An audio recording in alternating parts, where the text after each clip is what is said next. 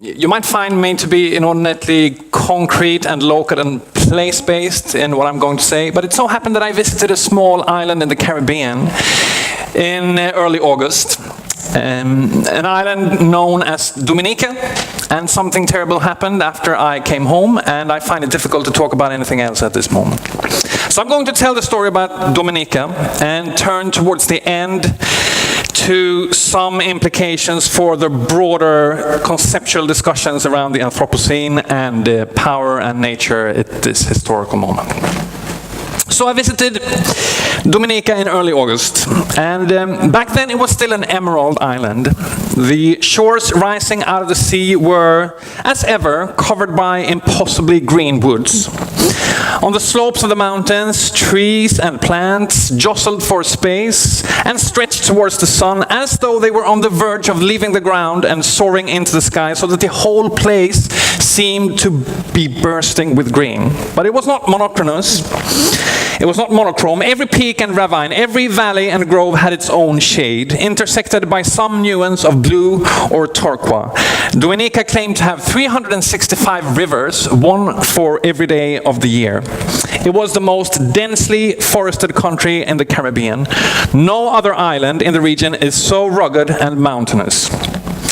And from this base has sprouted a history unlike that of any other Caribbean nation, all the way up to the night of September the 18th, when Hurricane Maria razed everything that stood on the island of Dominica to the ground. Europe made landfall on Columbus' second journey. The fleet couldn't find a place to anchor on the jagged coast, but Columbus swiftly baptized the island after the weekday when he saw it, Dominica, the day of the Lord, Sunday in Latin. Back home in Europe, the chronicler of the journey reported, quote, "Dominica is remarkable for the beauty of its mountains and the amenity of its verdure, and must be seen to be believed," end quote. And Columbus himself is said to have ominously crumpled up a piece of paper to convey the exceptional irregularity of the terrain. And here, the Spaniards failed to dislodge the indigenous population. While the Indians were exterminated throughout the Caribbean, the so-called Caribs, the same word from which we take cannibal, because the Spaniards successfully tarnished the reputation of this people with a false accusation of cannibalism. This people is better referred to as the Kalinago people. They stayed safe in the luxuriant mountains of Dominica. Settlers avoided the island for fear of poisoned arrows suddenly showered upon them. For more than 2 centuries after Columbus, the Kalinago people ruled under the cover of the woods. And they used this sanctuary to stage raids against European colonies encroaching on the nearby islands, and not the least unnervingly, began to receive black slaves fleeing from the plantations. And something had to be done about this free zone, the Europeans felt. In 1675, a group of London merchants called for the empire to, quote, "destroy the barbarous savages," while French planters declared it, quote, "necessary to wipe them out altogether." And then massacres on the Kalinago ensued, the most famous of which gave name to a village. So when we were there back in August, there was still a small town called Massacre standing on the site of the most famous one. But unlike everywhere else, the people could not be fully extinguished on Dominica. By the mid-18th century, the Kalinago had retreated to a particularly inhospitable corner on the northeast of the island, clinging with nails to cliffs no one else could master. So back in August, it was still possible to go and visit the territory of the only surviving Kalinago population, the shard of a people once in charge of the Caribbean, some 3,000 individuals who still owned their land in common and eked out a precarious existence from traditional handicraft based on what the forests gave. And Dominica was the last Caribbean island to be colonized. Flat like the side of a coin, Barbados could be shaved clean of all natural vegetation and transformed into one great plantation for whipping profits out of black bodies and red-brown soil. And the same fate was bestowed on island after island in the Caribbean. But this one held out for long. Lennox Honeychurch, the country's preeminent historian and intellectual, writes in his only months-old book, "In the Forests of Freedom, the Fighting Maroons of Dominica," that the island, quote, continued to stand green and defiant in the center of the chain of the Lesser Antilles, quote, end quote, until the British finally came and conquered the island in 1761. By then, the British planters had exhausted much of the soil on the other old sugar islands, such as Barbados, so the planters were clamoring for fresh land and immediately set about surveying, enclosing, auctioning, and buying up plots. And for capital accumulation to get off the ground on Dominica, however, one obstacle first had to be removed: the woods. In a tract from 1791, the planter Thomas Atwood marveled at the amazing beauty of the trees that, he wrote, by far exceed in loftiness the tallest trees in England. In this island, their tops seem to touch the clouds, which appear as if skimming swiftly over their upper branches. And then he proceeded to explain why these trees must be cut down. There could be no avoiding, quote, the necessity in order to render Dominica a good sugar country of clearing the extensive forests of trees in the interior parts of it. When this is done, and not till then, will this island be distinguished for the number of its sugar plantations and for the quantity of sugar it is absolutely capable of raising, end quote. And this was, of course, the premise of all slave society everywhere, to cut down the natural vegetation and establish monocrop plantations. But this plan for the denudation of Dominica was never implemented, for as sure as the cat o' nine tails and the gibbets arrived with the Europeans, so a new people settled inside the woods, the Maroons. From cimarron, a Spanish word meaning wild or feral, the Maroons, slaves running away to live in the wilderness, were the perpetual shadow of the plantation system, extending into its hinterland wherever it was established. And here they found unusually propitious terrain. With comparative ease, slaves could just slip away from the plantations and head up to one of the camps in the hills, where their masters were unlikely to ever track them down again. And back in August this year, I could still see the contours of one such camp, named after the legendary Maroon leader Jacko, who ensconced his followers on a plateau high up in the rainforest, above the swift-flowing river of Layo, which the British unsuccessfully sought to rename the Thames. We were shown around by an old farmer by the name of Magnus, with very few words of English, but the most intimate knowledge of the forest. He had a small plot of land not far from the site. And the day when we went there, it was rainy and steamy, and the vegetation seemed to be on a fresh riot. There were figs and palms and guavas and cedars, mahoganies and tree ferns and swamp apples running over each other. And Magnus, this guy, he picked up leaves of wild basil and gave to my daughter, to her great delight. And we waded knee-deep through the river Layo, and then we had to take one single route up to the plateau, through stairs cut deeply into the cliffs, forming coiling defiles at their narrowest, less than half meter wide. So any company that came there and tried to go up to this old Maroon camp would have to walk in single file and climb those stairs, and they were cut high above each other, so it was made for slow and arduous climbing. And in the deepest wild of Dominica, after more than 2 centuries, this old man-made construction was still intact. A mousetrap for the English soldiers that the Maroons could easily pick off, lying in ambush, waiting for them if they tried to enter into the Maroon camp. The planters could never tame this island. In the Forests of Freedom describes how Dominica was effectively divided into 2 zones, one tiny ribbon of plantations along the coastlines, and one vast interior realm of Maroon power where the whites dared not tread. An English governor referred to the latter zone as an imperium in imperio, or a state within a state. And it's important to note that it was really the nature of the island as such that made this zone of liberty within the plantation system possible, because the mountains and the rainforests were impenetrable for the white plantation regime. And this was incredibly frustrating for the planters. And inevitably, the 2 states came to blows. So there were several rounds of fighting. In the early 1810s, the Maroons were stronger than ever. Their number was put at 800, but the boundary between the Maroons and the slaves on the plantations was dissolving, and the plantations leaked like sieves.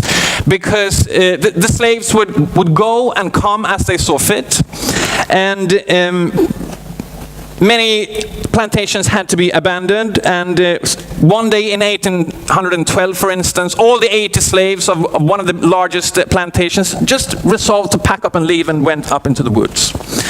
So the white regime finally declared an all-out war on the Maroons and sent the only force that could fight them with skill and motivation, namely other slaves who were promised their liberty if they killed the Maroon chiefs. So desperate blacks pitted against desperate blacks. The whites won the final war in Dominica. In July 1814, a party of so-called Black Rangers, that is slave soldiers, managed to enter Jacko's camp, this old camp that we visited, and surprised the aging leader. He made a desperate last stand against them, killed 2 rangers, and wounded a third before being shot through the head. And the triumphant English governor reported to London that Jacko, who titled himself Governor of the Woods, had been in the woods for 46 years in hostility to His Majesty's government. And the other Maroon camps fell in similar fashion. The bodies of shot or executed Maroons were methodically burnt, martial law was upheld, and the colonial regime finally achieved some tranquility. But it was too late. After centuries of resistance from first the Kalinago and then the Maroons, the English had missed the opportunity to turn Dominica into a lucrative sugar or cotton or coffee island. So it lived through the shortest and frailest plantation system anywhere in the Caribbean. And after the abolition of slavery in 1834, there was not uniquely any solid white ruling class that could uphold power by any means, by other means than slavery. So Dominica fell to the blacks. And the former slaves retreated inland to engage in subsistence farming, as they have done ever since. And when English author Anthony Trollope, a Victorian author, stopped by in 1860, he wasn't at all happy about this. He lamented that, quote, "There are no shops that can properly so be called. The people wander about idle, chattering, listless. There is no sign of money made or of money making," end quote. And from his liberal perspective, human society could not possibly descend into a lower state. And until formal independence in 1978, Dominica did indeed seem to frustrate all the various schemes of the British Empire to turn it into a source of profit. But from the opposite perspective, the Maroons founded a high culture. And Dominicans themselves often speak of their tradition of fierce independence and refusal to submit to authority as the legacy of the Maroon culture. And 200 years after the declaration of the final war against the Maroons on Emancipation Day in 2013, the authorities of the island unveiled a statue of a Maroon blowing a conch shell with a severed chain around his wrist in the central roundabout in Rousseau. And back in August, that statue was still standing. So were several stone buildings from slave plantations completely overgrown by vines and intricate root systems of trees. The forest cover on the island, back in August, was greater than at any time since the English conquest. And with Honeychurch, the Maroon legacy has inspired what it calls a respect for the forest citadel of this island, where most peasants, such as Magnus, who showed us to Jacko's flats and Jacko's steps, continue to practice subsistence farming and trade on a small scale. Now, it follows that Dominica was a poor island. The neighboring island of Guadeloupe, for instance, is a satellite of the EU. It's very strange. When you go from Dominica to Guadeloupe, all of a sudden you're in the EU. You can pay with euro and things like that. And that island is filled with smooth traffic and all the advanced facilities of a Riviera resort town. But the population centers of Dominica had back in August something of a ramshackle character to them. The trade union headquarters in Rousseau, the capital, were housed in what looked like a cottage. Few buildings were higher than 2 stories, often made of wood. Even the main street was potholed. But this underdevelopment was also a resource. In the last decades, Dominica has branded itself Nature Island and tried to attract tourists, not to sandy beaches, there are quite few, and not to luxury hotels, there are none, but to the amazing splendor of its unspoiled landscapes. And when the government responded positively to Hugo Chávez's proposal to build a giant oil refinery in 2007, popular outrage that aren't we supposed to be Nature Island forced the government to shelve this idea. So despite the forces stacked against it, Dominica continued for some time more to stand green and defiant. And then came the storms. In August 2015, tropical storm Erika, not even a category 1 hurricane, a tropical storm, poured down torrents over grounds already saturated after weeks of rain. And in the middle of one night, a series of landslides rumbled down the hillsides.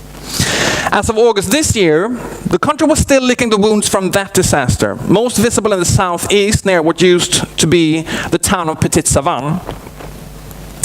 When we went there, we could see a smattering of brightly colored villas, blue-pink, remaining perched on some outcrops, but of their many neighboring buildings, no traces could be seen. The hills looked as though they had been flayed.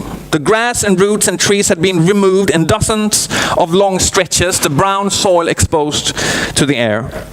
Home to nearly 1,000 people in the country's small bay oil industry, Petite Savane was virtually obliterated by the landslides in 2015. And all in all, Erika killed 30 people out of a national population of 70,000. That's a higher proportion than Hurricane Katrina killed in the US. And destroyed infrastructure equivalent to 90% of the GDP. So the same terrain that proved a blessing to the Kalinago and the Maroons had turned into a curse. With its precipitous slopes, Dominica had become extremely vulnerable to landslides in this new era of anomalously intense and protracted rainfall. But Erika was nothing against Maria. A category 5 hurricane, it slammed straight into Dominica on Monday night, 18th of September. And a few days later, CNN aired the first aerial footage. Flying from a plane above the island, the journalist reported, there is not a tree untouched across the island. Thousands snapped in two, no greenery left. There was spectacular rainforest here, no more, he announced while flying over clear-felled areas and shattered houses. The island is now brown. There are no leaves left on this island. The rainforests are just completely gone. And no one yet knows how many have died. There's still, at this time we're speaking, there still hasn't been a word from most of the rural, remote areas, no full survey of the landslides, no digging out of the bodies, no accounting of the devastation. But it appears that the fate of Petite Savane is now that of Dominica as a whole. Something like 95–97% of the buildings of the island are damaged or destroyed. So the flaying appears to be island-wide. The rivers are as brownish-gray as the mountains. And some of those that have traveled in greater depth into the island than the CNN managed to do, such as, for instance, the Caribbean Disaster Emergency Management Agency and the United Nations Office for the Coordination of Humanitarian Affairs, report that there is 100% destruction of agriculture on this island. 100%. It's all gone. Or, as the commissioner of the Organization of Eastern Caribbean States, Patrick Antoine, said after visiting, agriculture in Dominica as we know it now ceases to exist. I am not now talking about bananas, I'm talking about trees, horticultural aspects of the ecosystem as we know it to be in Dominica, the nature island. Most of those have been destroyed. Let me tell you that the hurricane left nothing untouched. The root crops have been covered by alluvial material, stones and sand, in a way that make them all indistinguishable. All of those things are now gone. I don't know if any of you have had this experience of going to a place and enjoying it, finding it quite amazing, and a few weeks later it's just gone. And of course, in a normal Holocene climate, the vegetation of Dominica would regrow. It has happened before. There was a very bad hurricane that hit the island in the 20th century. It took about 20 years for the rainforests to regrow. It wasn't a stronger hurricane as Maria, but it was a bad hurricane. And you could conceivably rebuild the island.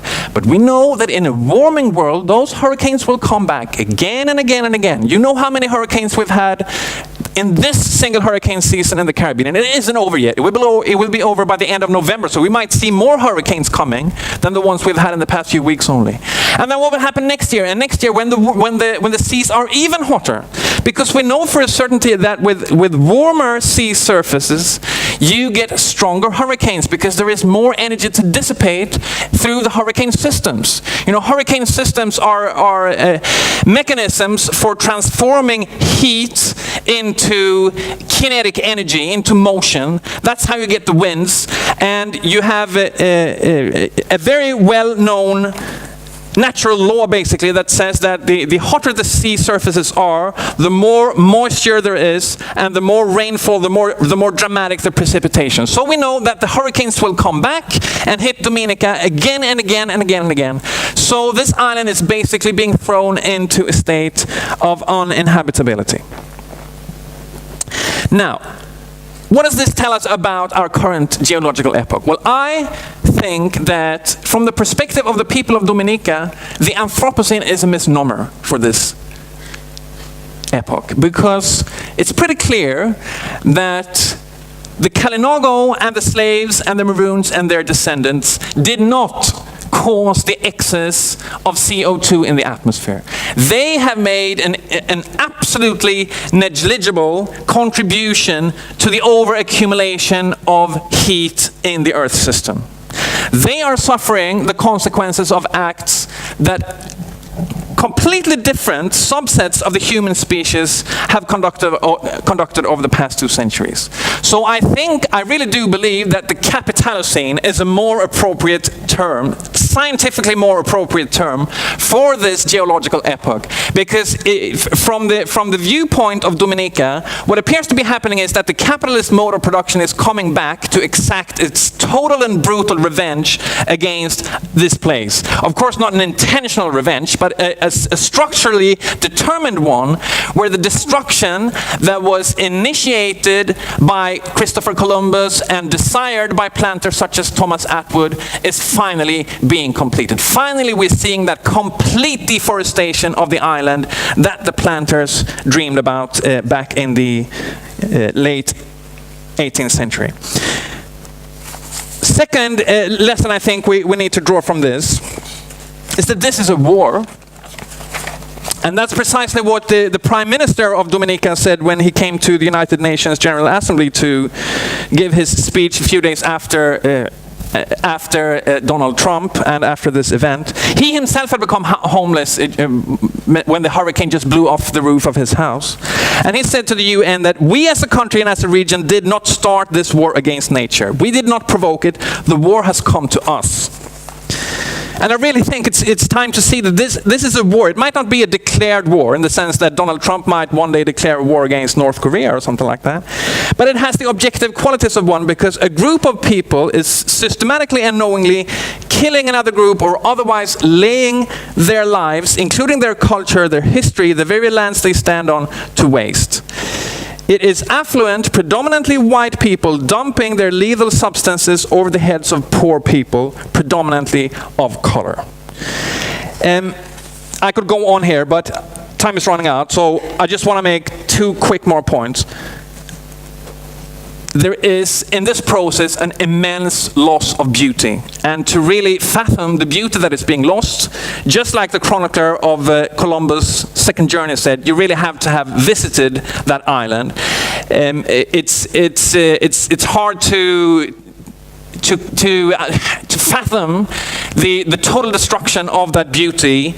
It's, I believe, even more difficult to fathom for the people who actually have lived their entire lives there and who suddenly wake up one day and it's all gone. I think that the 70,000 Dominicans are now completely traumatized by the loss of the beauty that they have always been surrounded with. This is evidently not a fate unique to this island. It's just the latest incident, and we'll see much, much more of it. Global warming as such entails an incredible loss of natural beauty around this world. Finally, I'd just like to say that I don't think that an incident such as this obviates the analytical distinction between the natural and the social. And here I really don't have time to go into this. I could speak for a long time about that. I have a book coming out in a few months that is called The Progress of the Storm, Nature and Society in a Warming World, which argues against hybridism, new materialism, posthumanism, and lots of other philosophical currents that want us to dissolve the analytical categories of nature and society. I believe that what an event such as this shows is that nature is very much at work here, and there are some things in nature that humans cannot change. So, for instance, we cannot, by decree, abolish the circumstance that hotter sea surfaces cause more intense hurricanes. That is a relation absolutely internal to nature. What we can do is change certain social relations, such as the ownership of energy, the control over investment, the decisions about what energy sources to use or not. Those are completely within the realm of social relations and can therefore be changed. And an event such as this, the destruction of Dominica, just tells us that the complete transformation of our social relations is long overdue. It has to happen now. It has to happen urgently. It has to be quick. It has to be total and complete. Okay. Sorry if I overstretched now. Thank you very much.